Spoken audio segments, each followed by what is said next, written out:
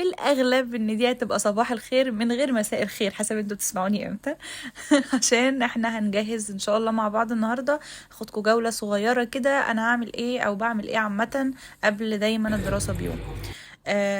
باخد ايه معايا، بجهز اليوم ازاي، وهكذا. بملى ازازة حلوة كده مية، واصحى اطلع البلكونة اشوف شوية شمس، اتشمس واسقي شوية الزرع، عشان يعني بيكون ميت زي كده بالظبط وانا صاحية. يعني بديله شوية مية كده، ايه يعني، ايه، يدعيلي بيهم. اي ثواب. واحاول اقعد في البلكونه شويه، اخد بس ايه، هدنه كده عشان اعرف اكمل اليوم اصلا او اعمل اي حاجه تانية فيه. وبعدها بندخل ناخد دش. في الاغلب بيبقى دش زي دش العيد كده، زي حمومية العيد. حاولوا تدخلوا فيه سكراب حتى لو من البيت زي ما قلت لكم قبل كده. ايا كان الروتين بتاعكم زي ما اتفقنا، او حمام مغربي بقى. دلعوا نفسكم في اليوم ده على قد ما تقدروا، لان هو ده اللي هيفرق معاكم. ايا كان بقى، حمامات، كريم، شامبوهات، مش عارفه ايه. فكروني اعمل لكم كمان روتين الشعر ده، عشان ده الحاجه اللي لسه ما عملتها لكوش. وبعدها بمشي بالروتين اللي كنت قايله لكم عليه. لو ما شفتوش الفيديو هسيبه لكم فوق، وهيبقى موجود اصلا في الديسكريبشن بوكس. بنعمل الروتين العادي الطبيعي على طول، اللي هو اللي بنغسل سنانا، بنعمل اللي انا قلت لكم عليه قبل كده، السكين كير والحاجات دي كلها. وببدأ بقى املى ازازة، ما بملاهاش للاخر، بملى يعني 3/4 كده، واحطها في الفريزر عشان تتلج، لان دي اكتر حاجة بحتاجها معايا في الكلية. تعالوا بقى نشوف انا هحط ايه في الشنطة بتاعتي عشان اخدها معايا، عشان الموضوع مهم بالنسبة لي قوي، لان انا بتنقذني الشنطة دي. اول حاجة باخدها معايا وهو اكيد البوك. طب البوك ده انا بحط فيه ايه؟ بصوا بقى، انا هحطه بقى عشان انا اصلا بطلع الحاجة دي جدتي، تقولها ربنا يديلها الصحة ويخليها لك. أول حاجتين لازم تحطوهم في الشنطة هما البطاقة، الكارت بتاع الكلية، عشان مش هيرضوا يدخلوكوا فعلا من غيره. فبحطهم دايما في الأول. كده كده ما خدتش الكارت بتاع الكلية، فواخدة أي حاجة إثبات إن أنا في الكلية، كنت في الكلية دي. واخدة بتاع إعدادي.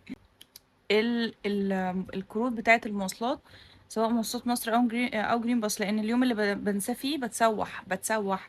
وانا عامله لكم فيديو عن ازاي تجنبوا الفرهده في المواصلات، وده اسم الفيديو. هينزل قريب. من اكتر الفيديوهات اللي انا مستمتعه ان انا عملتها، يعني ما كنتش عارفه هو ليه ما حدش اتكلم عن الموضوع ده.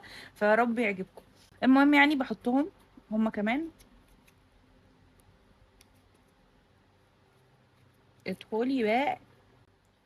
و وباخد حاجات هي يعني يعني ملهاش دعوة قوي بالكلية الصراحة، بس باخدها معايا احتياطي. هي الكروت بتاعة التأمين بتاعتنا، وكروت النوادي والحاجات دي كلها. باخدها عشان انا ما بشيلش كروتي عامة من الشنطة، علشان ما تضيعش. لو هي اتشالت من البوكة بتضيع. فبحطها كده، اللي هو ايه، ان هي تفضل معايا بس. واكيد هحط الفلوس.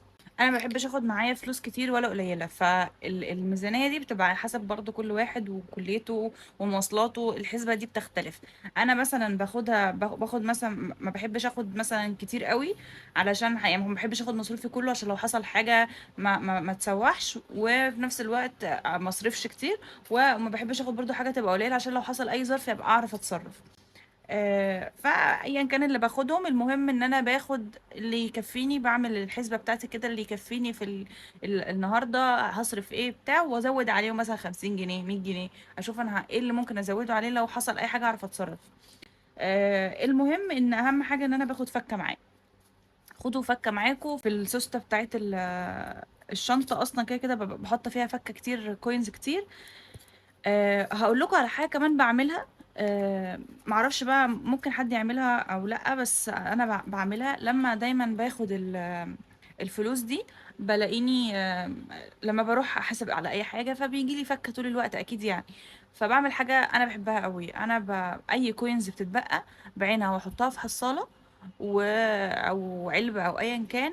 وكده كده انا ما بفك كل ما بنزل، ويعني هي مش فارقه الجنيه ولا 2 جنيه ولا ال5 جنيه اللي بتتبقى كوينز. وكل اول شهر بجمع الفلوس دي واديها لحد. انا قلت اقول ده يمكن حد يعمله، او يمكن حد ما يبقاش بيفكر بالطريقه دي، او الفكره دي ما جاتلوش. اعتقد ان هي هتفرق معاكم قوي. يعني انا فرقت معايا نفسيا جدا. وحاجات بسيطه، يعني انت لو جنيه كل يوم حرفيا، ولا 2 جنيه بقوا منك، انت كده كده مش هتصرفهم وبترميهم في الشنطه. ده يعتبر انا باخده في البوك بتاعي. طب باخد ايه تاني؟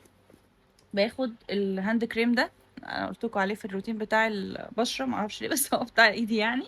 باخده علشان لو كلت او عملت اي حاجه او ايدي اتوسخت او ايا كان، ساعات ما ببقاش عارفه اعمل حاجه غير ان انا احط ده، بيخلي ريحتها حلوه وفي نفس الوقت بيرطب ايدي، وبالذات كمان في الشتاء، فباخده طول الوقت معايا. زي ما قلت لكم قبل كده، الديودرنت ما يطلعش من الشنطه بتاعتكم ابدا، فبحطه كمان في الشنطه. ويعني عشان كده بحاول اجيب، لو حد ما اتفرجش على ازاي ايه الشنط اللي انتوا تجيبوها في الكليه، يروح يتفرج على الفيديو سيبه لكم فوق، وقولوا لي ايه رايكم في الفيديو ونوعيه الفيديو ده، لان انا اول مره اعمله على اليوتيوب، فميني فلوج كده. طبعا طبعا باخد نوتة وقلم، ايا كان النوتة اللي انا هاخدها بتاعتي، صغيرة كبيرة. في الاول اصلا خده صغير يا اصغر من ده كمان، بس عشان انا بحب النوت بتاعتي دي، بقعد اعمل كده في المحاضرات وما بذاكرش ف... فباخد النوتة دي. هي دي اصلا قربت تخلص اعتقد يعني، قربت تخلص. بكتب اتقطعت اني بكتب فيها السكريبتات وكده، فقربت تخلص، فممكن ابقى اخد دي، احطهم على جنب دلوقتي شويه تحتهم عشان ما امليش الشنطه وما اعرفش اوريكم الحاجات الباقيه. الحاجات الاساسيه لاي بنت محجبه، والله لو مش محجبه خديها هتكسبي ثواب في المحجبات، ان انا دايما ممكن الدبوس يتكسر، ممكن الدبوس يضيع، ممكن اقلعه مثلا عشان اظبط الطرحه ولا اعمل حاجه يتنطر مني ما اعرفش اجيبه، وده بتحصل بجد كتير جدا جدا. فلازم علبه العلبه الصغيره دي، اللي هي العلبه الصغيره اللي هي بيبقى فيها دبابيس دي، باخدها معايا احتياطي عشان لو حصل اي حاجه احطها في الشنطه برضو. طبعا طبعا طبعا دي حاجه بقى انا برضو بنساها غصب عني في اوقات كتير، بس المناديل والمناديل الوايبس، المناديل الصغيره دي لسه مش معايا، ما اشتريتهاش اشتريها، قلت اشتريها بكره لما اروح الكليه، وانا رايحه يعني. او باخد من باكت المناديل عادي شويه احطهم في الشنطه. بس والله والله دي اكتر حاجه تحتاجوها في الكليه، يعني من اكتر الحاجات اللي هتحتاجوها في الكليه. فما تنسوش تجيبوا وايبس، في بيبقى اللي هي الصغيره الباكت اللي قد كده دي، تبقى صغننه خالص. هاتوها معاكم احتياطي عشان تتحط في، تبقى صغيره لو خدتوا شنطه اصغر من دي، ودايما بحطها في الشنطه. طبعا باخد الميه اللي انا حطاها في الفريزر. بس كده، تعالوا بقى نجهز اللبس بتاع الكليه. في الاغلب بجهز الطقم اللي انا هلبسه عامه اول يوم، وفي الاغلب بيكون طقم جديد عشان افرح نفسي يعني، والجزمه والشنطه والطرحه بشوف ايه اللي بيليق وفي الاغلب في يعني يوميها بلاقي نفسي بعمل حاجات تانية معرفش ليه، بس يعني ده الممكن البسه. وبعدها ببدا اكوي بقى كل الهدوم بتاعتي والطرحه وكل حاجه، وببدا اجهزها لتاني يوم. آه، بحس ان دي حاجة يعني لو ايا كان الطقم عندكم عامل ازاي، او ايا كان هو قديم جديد ايا كان، بحس ان لما الحاجة بتتكوي بتدي منظر احسن مليون مرة من حتى لو طقم جديد ومتكرمش، او هو اصلا كده كده الخامة اللي انا بكويها دي هي اصلا كده كده الطبيعة بتاعتها، الماتيريال بتاعتها يعني بتبقى فيها نغمشة كده، بس عامة برضو بتبقى احلى مليون مرة لما بلاقيها كده مفرودة وشكلها حلو وكده.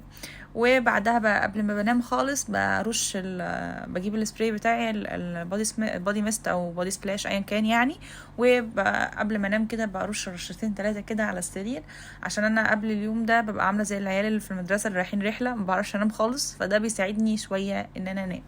واشوفكم الفيديوهات الجايه.